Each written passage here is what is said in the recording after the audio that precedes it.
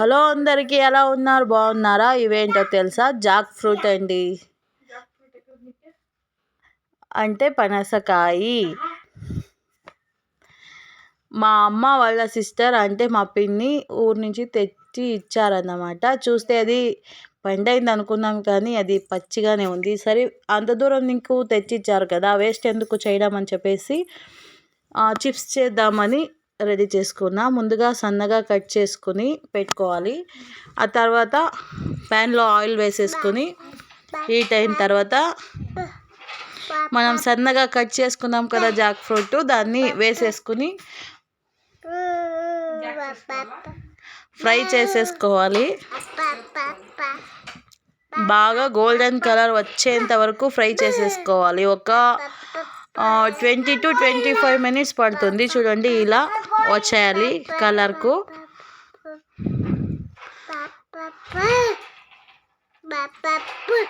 ఆ తర్వాత తీసేసుకుందాం. ఇప్పుడు తీసేసుకుని ఒక బౌల్లోకి వేసేసుకుందాం. ఆ తర్వాత ఇప్పుడు మిగిలినవి కూడా వేసేసుకుని బాగా ఫ్రై చేసేసుకోవాలి. అవి కూడా బౌల్లోకి తీసేసుకొని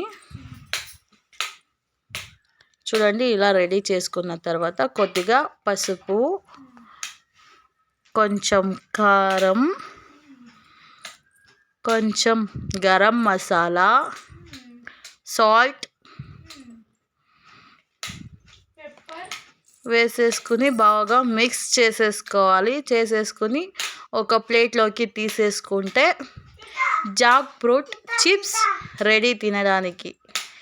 సింపుల్గా చేసేసుకున్నాం కదా. మీకు కూడా నచ్చినట్టయితే మీరు కూడా చేసేసుకోండి. అలాగే మా ఛానల్ని లైక్ చేసి సబ్స్క్రైబ్ చేసుకోండి. Thank you all.